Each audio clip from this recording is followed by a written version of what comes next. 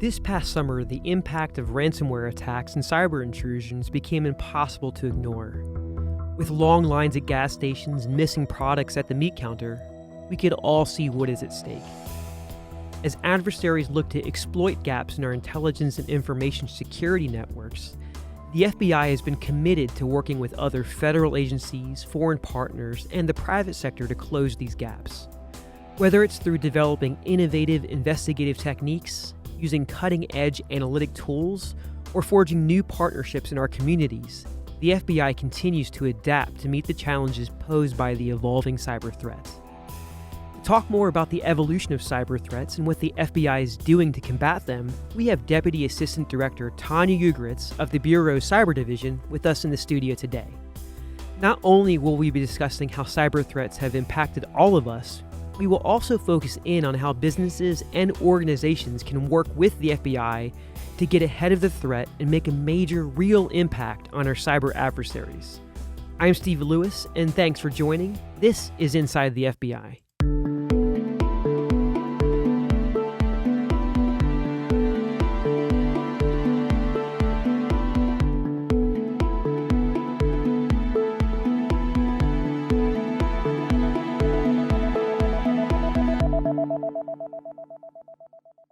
Tanya Ugritz oversees national-level cyber policy, analysis of cyber criminal and national security threats, and partner engagement. Tanya, welcome to the show. Can you tell us more about what you do in your role, especially as it relates to forging partnerships? Thanks, Steve. I'm very happy to be here. I know it's said often that cyber is a team sport, but it's really true because of the complexity of the cyber threat. The fact that it deals with foreign actors using global infrastructure to target U.S. networks, what that means is that really no single agency can tackle cyber threats alone. And even if you look at the fact that most of the networks that are being targeted aren't owned by the government, they're owned by the private sector, it means that even no single government can tackle threats alone. We need partnerships. So my branch is really looking at how do we build those relationships across government and with the private sector, and how do we use the FBI's unique role as both a law enforcement agency and a domestic intelligence agency to feed those partnerships. So what does that mean? I think everyone's getting kind of tired of public-private partnerships. It's this phrase we've been using for years to talk about how we all need to work together. But when it comes to cyber threats, like I mentioned, the complexity is so great and the speed that the threats move is so great that we need to find different ways of working together. So it used to be that when we looked at intelligence, we would start with a very highly classified product, something that the FBI or maybe another agency like NSA or CIA had collected, often at the top secret level. And we could spend weeks or months trying to figure out how do we get that intelligence into a form that we can share with our partners to defend their networks. Well, today, that type of very transactional sharing, it just doesn't scale to the type of threats we have. So what we're looking at, and I think the benefit I have having both intelligence and engagement in my branch, is we're trying to see how we speed those interactions. How do we take the intelligence we uniquely collect and think first of those partners in the private sector who need it? But also, what are we asking back from them? What are our intelligence gaps that those companies can help us fill? I mean, the reality is, because of the way our laws are structured here in the U.S., the government, including the FBI, we don't have visibility on U.S. networks. So we're really reliant on those private companies to tell us what type of malicious and anomalous activity they're seeing. So if we can be a little bit more open and transparent about the gaps we have many good partners out in the private sector who are looking for ways to help us and are happy to share that information back. And then collectively, we end up being in a stronger place. I wanted to play a clip about a frog from a briefing you provided during Cyberscoop's 2021 Cyber Talks. Let's take a quick listen. Since at least 2014, malicious cyber activity and how we perceive it has been compared to a frog in gradually boiling water.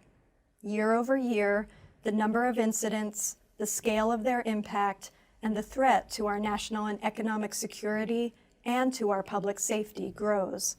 But it grows in such a way that it continuously feels like the new normal.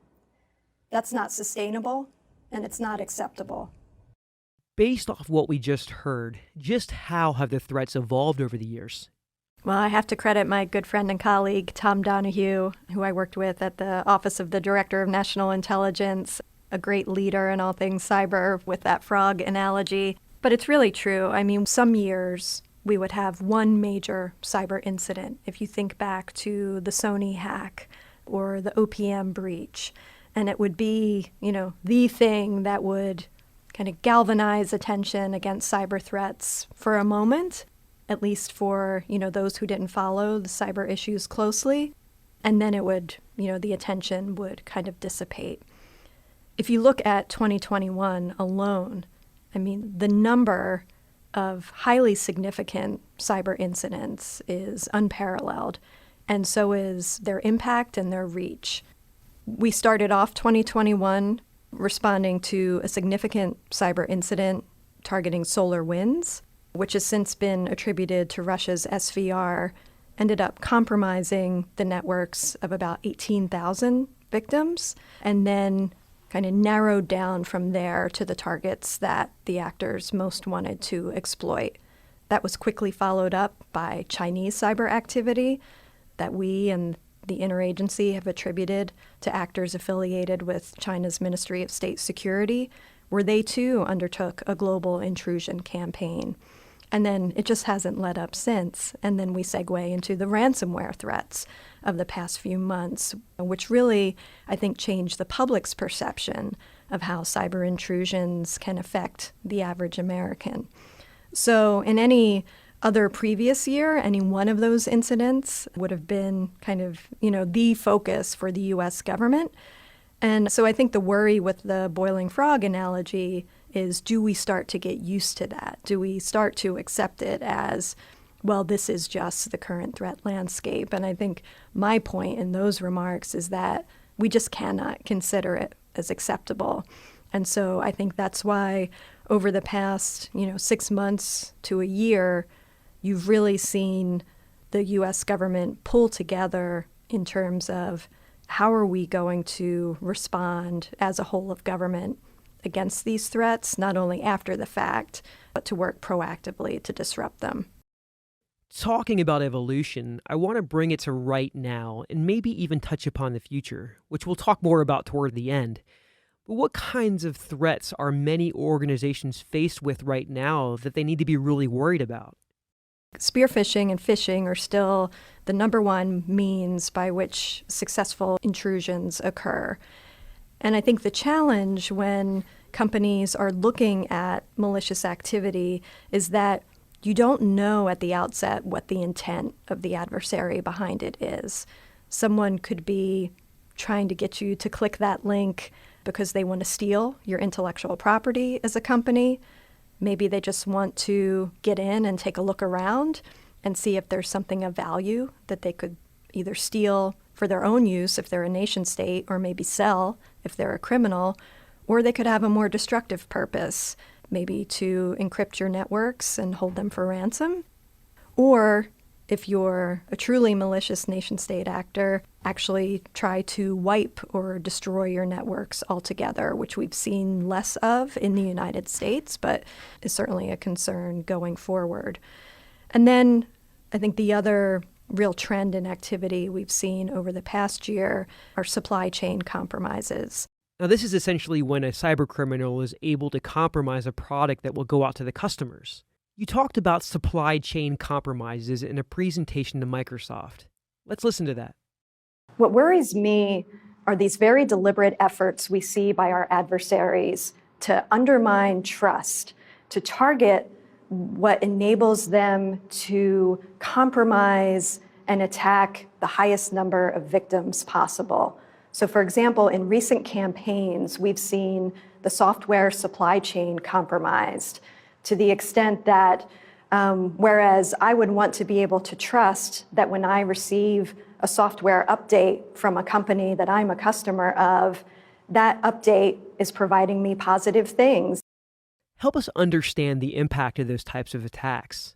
So the way I think about it is, imagine you're living in an apartment building and a criminal could steal the key to your apartment and break in. And for you, that would be devastating and impactful.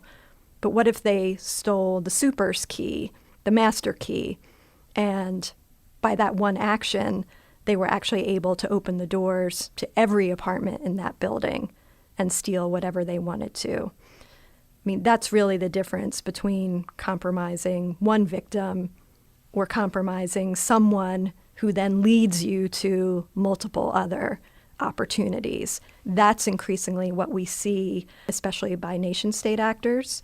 But those tactics then are picked up by cyber criminals as well. So all of these actors are watching each other and seeing what's successful, and then they're picking up on those practices basically to try to get the biggest return for their investment of time and resources.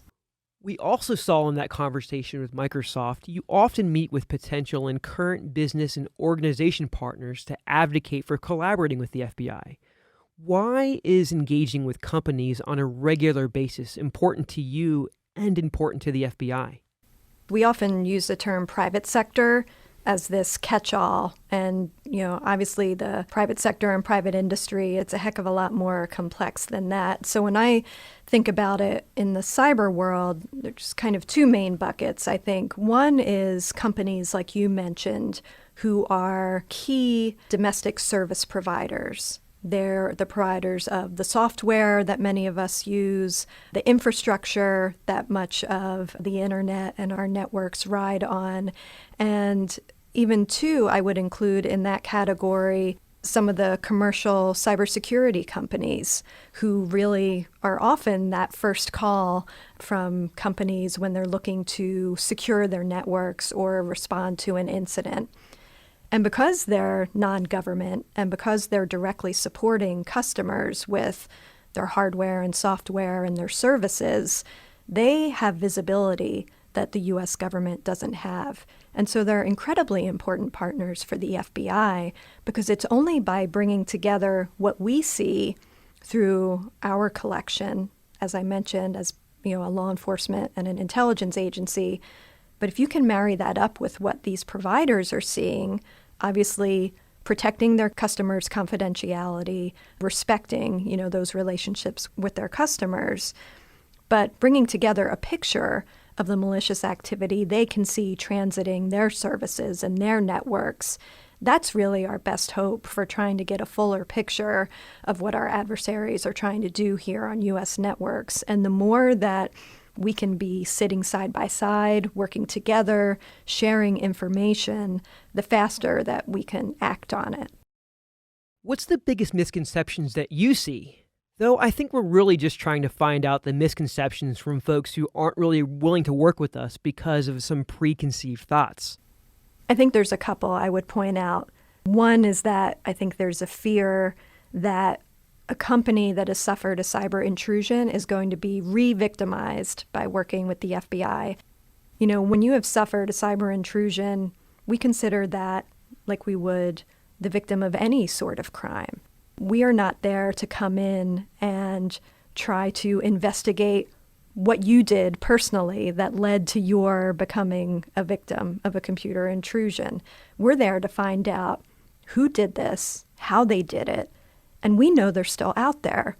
So we need your help to get information that's going to enable us to find those people and stop them before they act again.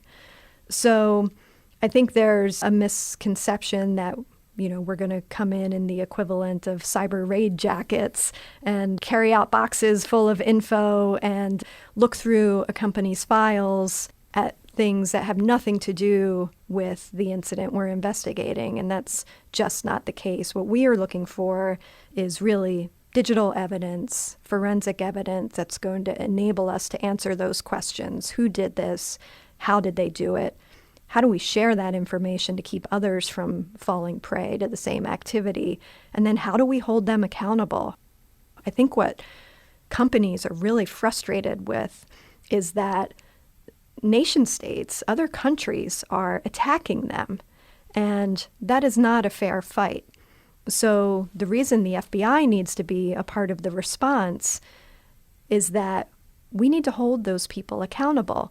And we're going to do that not just through our actions, but by sharing the information that we have with our partners in U.S. Cyber Command, with the Treasury, who can enact sanctions, with the State Department, who can pursue diplomatic actions, with our foreign partners, so that together we can hold these actors responsible and trying to prevent that next compromise.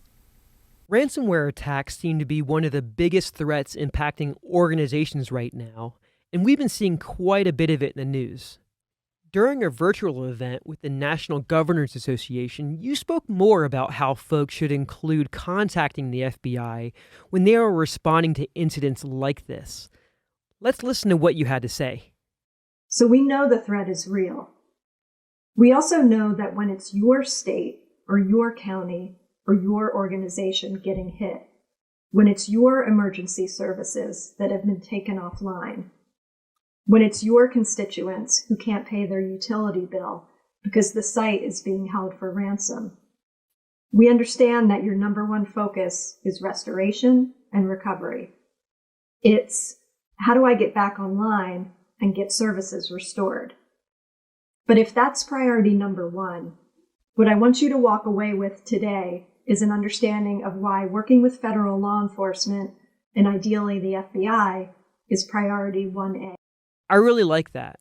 You mentioned that when organizations are hit with ransomware attacks, their number one priority is restoration and recovery, like what we just heard. But working with federal agencies like the FBI should be priority 1A. What do you mean by that? So I think this leads to another misperception, which is that companies have to make a choice between getting back online and allowing the FBI to come in and investigate. And what I say instead is that mitigation and investigation can occur simultaneously. No matter who you call in as a company to help you restore your networks, that could be the National Guard, that could be a private company that's experienced in doing this. It could be the Cybersecurity and Infrastructure Security Agency, CISA, could be an in-house team, whoever that is. We are very experienced at working side by side with those teams, not getting in their way, but actually supporting their efforts with the information we have, but also kind of nearly simultaneously being able to collect the forensic evidence we need and to move quickly to help protect others and identify opportunities to respond. Based off that, and you touched upon this earlier, what tools does the FBI have to help organizations solve and combat cyber threats? I think sometimes people think of the FBI purely as a law enforcement agency that is coming in after the fact to investigate something that's already happened, and so then they don't see the immediate value. But one of the tools we bring, one of the capabilities we bring, is that for an issue like ransomware, even though it may only have popped up on the public's radar relatively recently, we've been investigating these types of criminals and these types of groups for a long time. There's more than 100 different ransomware groups and variants that are being used right now. We have investigations on all of them. And what that means is that we bring expertise to the table. So I mentioned earlier that when you've suffered an intrusion, as a company, you don't always know right away who did it or what their intent is. When we show up on scene, we can pretty quickly identify who's behind it based on the traces that we see, which is going to help you know how to respond. If we can tell you this is a group who usually enters your organization this way, and they spend so many days doing reconnaissance and accessing all your files and mapping them, and then at this point they move on to the next phase, and this is how they typically will actually steal your data and how they move it, that can help you know how to shape your response and what to do to protect your networks and not have the incident become more severe than it otherwise might be. So that expertise based on our collection, but also our role in the intelligence community, is something we bring that I don't always think people realize. I think this next part is a really good segue into talking about the FBI cyber strategy. FBI Director Christopher Wray announced the Bureau's new strategy for countering cyber threats at the National Cybersecurity Summit back in September 2020. I want to play a clip from his remarks, and then after that, I'd like to talk more about it. We've been fighting the cyber threat for years now, and it's all too often been a game of whack-a-mole. We investigate one major hack, only to uncover another one. We disrupt one nation-state adversary targeting our infrastructure and our intellectual property, and another one lights up the map. Some days, it seems like a never-ending battle.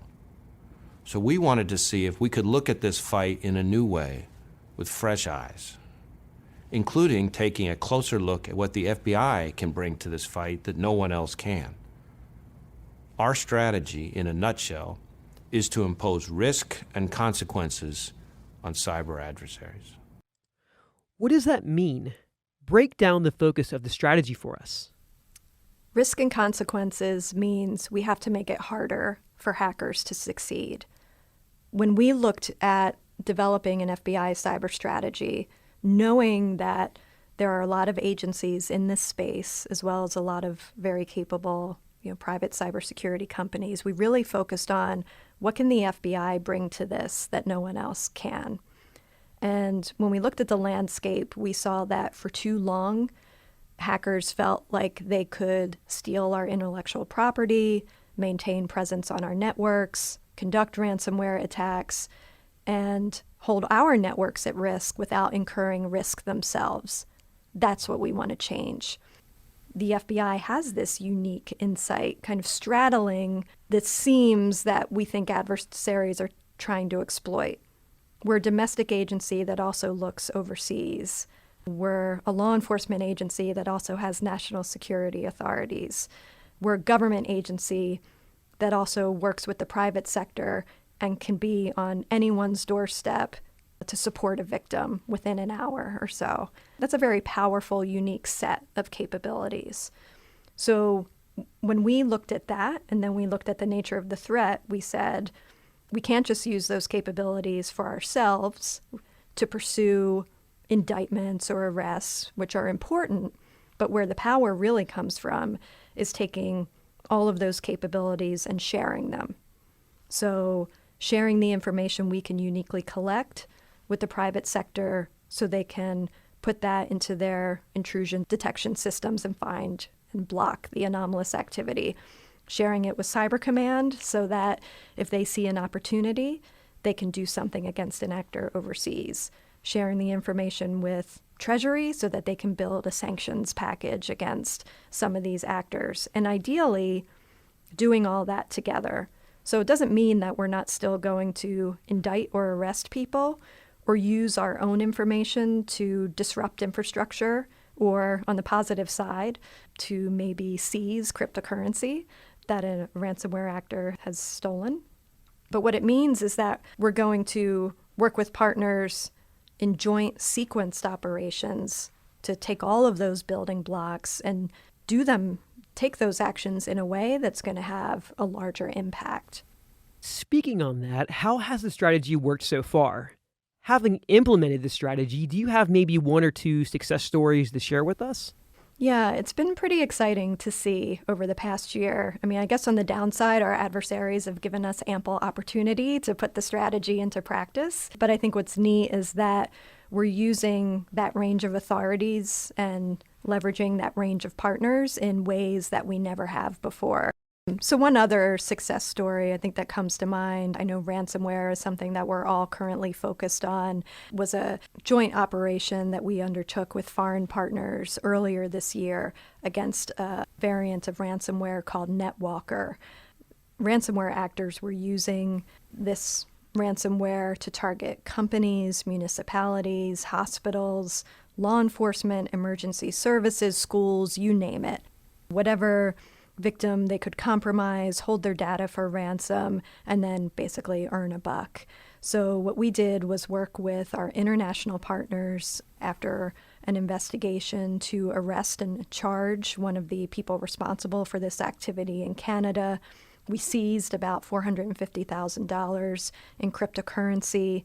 We were able to take down the website that these actors were using to manage the delivery of the ransomware and extort their victims.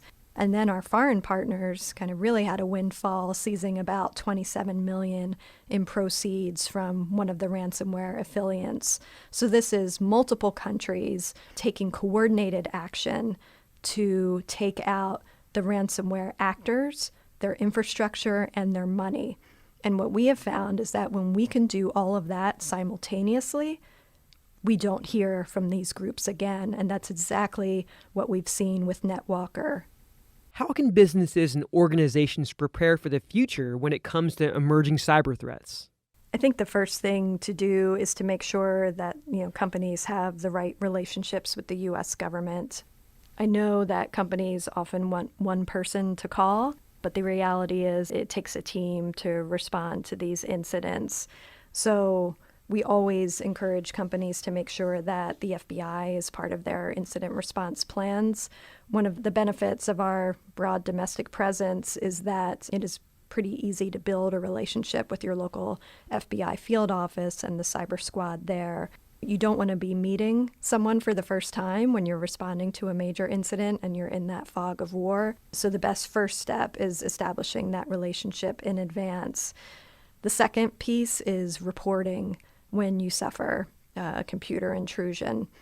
The only way we will be successful in making a dent against this cyber activity is if we know what's happening. We can glean that evidence that I've talked about that's so critical to help us understand not only what happened, but how to stop it going forward. And we just can't do that if companies don't report to us. So the reporting is important, but then lastly, working with us after you've reported. It's great to know that something has happened, but we really can't help to the fullest extent unless we can kind of work with you, gain insight into how the activity occurred on your networks. And as I mentioned before, we have very good relationships with a lot of the companies that typically respond to these incidents that are retained by victims to help them remediate incidents, allowing us to work with them even if we're not on site collecting the information. If we can work with the company a victim is hired to mitigate the compromise, benefit from the insights they have, that will still enable us to look for opportunities to take some action back against the people responsible. Coming back to the success of the FBI and the successes that we've had, especially the examples that you've mentioned with the strategy, where are we going next? What's next for us? So I think where we're going next is hopefully having a better picture of that universe of incident reporting.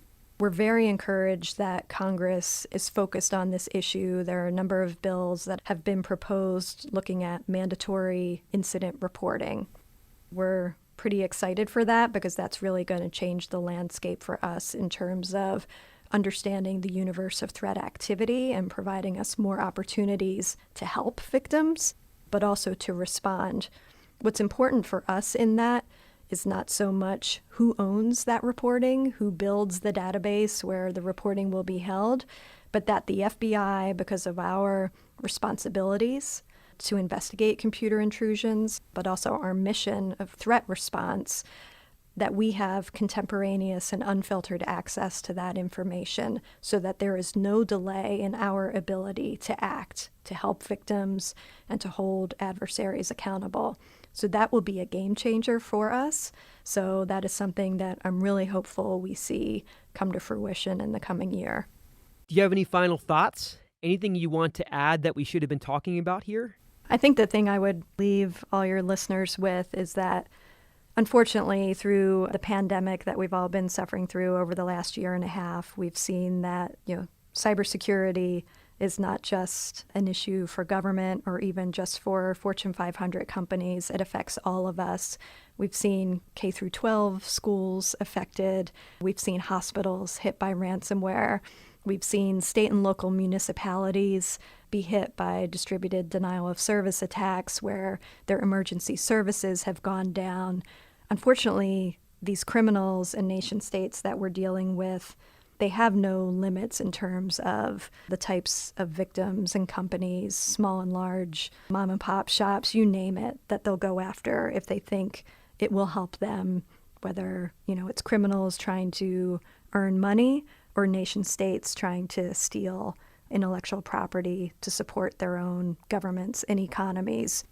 It affects all of us, and so it requires action by all of us. So if I could just reinforce that if you do think you see suspicious cyber activity, there are ways that you can report that and work with the FBI. If you're a company or even a private citizen who sees suspicious activity, you can go to ic3.gov. That's the Internet Crime Complaint Center. It's a very easily accessible web portal where you can report that suspicious activity. For companies, you can also contact your local FBI field office. There's a contact list available on fbi.gov. If you don't already have that relationship, they would love to hear from you, get to know your local cyber squad. And it's really only together by looking at this activity, trying to understand what's happening and finding new ways to combat it, that we're going to be able to increase cybersecurity for not only the government, but for our families.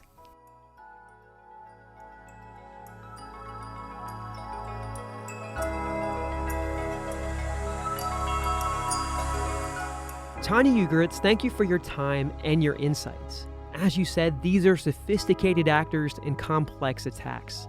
The solution requires engagement from all of us.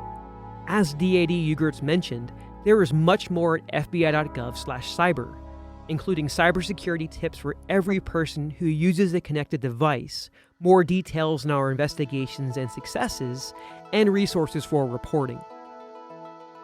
We also have a cyber partnerships page with details for companies on how to create an incident response plan and start a relationship with the FBI. This has been another production of Inside the FBI.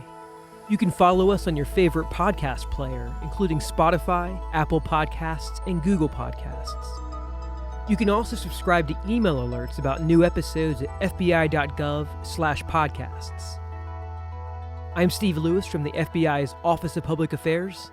Thanks for tuning in.